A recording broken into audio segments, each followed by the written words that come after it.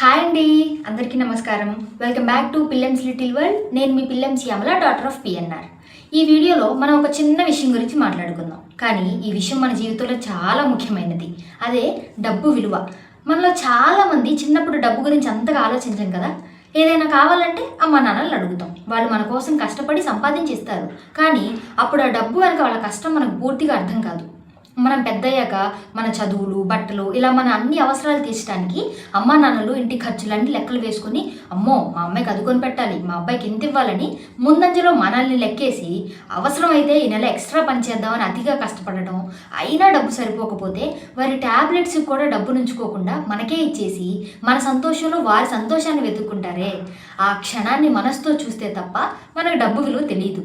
పైగా మన కోసమే రాత్రింబగళ్ళు పనిచేసిన అమ్మా నాన్నల్ని మాతో టైం స్పెండ్ చేయట్లేదు మీరు, అదే మా ఫ్రెండ్ వాళ్ళ మమ్మీ డాడీ వాళ్ళతో అలా ఉంటారు ఇలా ఉంటారు, నేను కూడా వాళ్ళ ఇంట్లో పుడితే నాకు ఈ బాధలే ఉండేవి కావని మనమే వాళ్ళని ఇంకా ఎక్కువ బాధ పెడుతూ ఉంటాం. కానీ ఒక్కసారి కూడా వాళ్ళు మంచిగా చదివి క్లాస్ ఫస్ట్ వస్తున్నారు, సినిమాలకి షికారులకి తిరగకుండా తల్లిదండ్రులు చెప్పిన మాటే వింటారు, తెలిసి తెలియని వయసులో లవ్వు కొవ్వని టైం అంతా ఇన్స్టాగ్రామ్లో వేస్ట్ చేయాలని పోల్చుకుంటామా మనం? వాడికి లైఫ్ ఎంజాయ్ చేయడం తెలియదురానో లేక చేతగాని వాడనో వెక్కిరించి నవ్వుకుంటాం. ఈ రోజుల్లో మనం సోషల్ మీడియాలో చాలా విషయాలు చూస్తుంటాం. పిల్లలను తోటి పిల్లలతో పోలిస్తే ఫీల్ అవుతారని ఎలా చెబుతారో, పిల్లలు కూడా తల్లిదండ్రులను ఇతరులతో పోలిస్తే బాధపడతారు. ఎవరెవరికి ఏమేమి ఉన్నాయో పోలిస్తే, ఎవరెవరు ఎలా చదువుతారు, ఎలా ప్రవర్తిస్తారో కూడా పోలిస్తే అందరూ ఒకేలా ఉండలేరు, ఉండకూడదు కూడా. ఎవరి ఆలోచన విధానం వారిదే, ఎవరి టాలెంట్ వారిదే.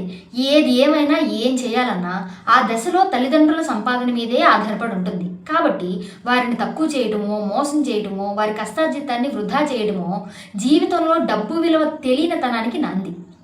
జనరల్గా మనందరికీ హక్కులు మాత్రమే కావాలి, బాధ్యతలు ఎవ్వరికీ వద్దు. కాబట్టి ఎవరో కొత్త ఫోన్ కొన్నారు, ఎవరో ఖరీదైన వస్తువులు కొన్నారని చూసి మనకు కూడా అలానే ఉండాలనిపిస్తుంది, అది సహజమే.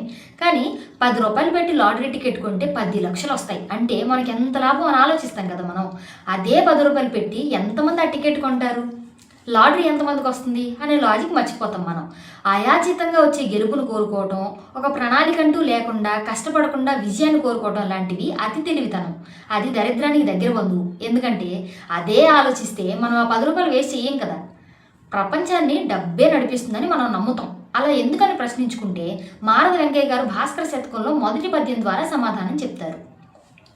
శ్రీగల భాగ్యశాలి కడజేరగవత్తురు, తారుదారే దూరాగమన ప్రయాసమున కాదట, నోచియునైన నిల్వనుద్యోగము చేసి రత్న నిలయుండని కాదే, సమస్త వాహినుల్ సాగరు జేరుటెల్లా, ముని సన్నుత మద్గురుమూర్తి భాస్కర.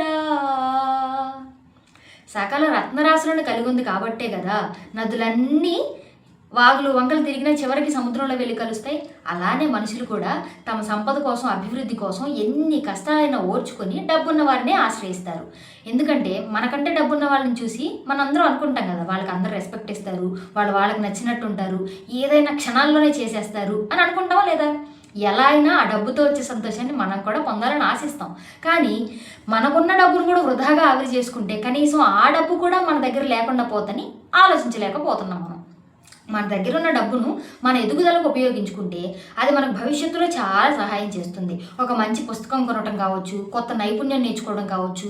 మన విద్యని ఎవ్వరు దొంగలించలేరు అంటారు కదా. అంటే మనపై పెట్టే పెట్టుబడి ఎప్పుడూ వృధా కాదనే కదా అర్థం.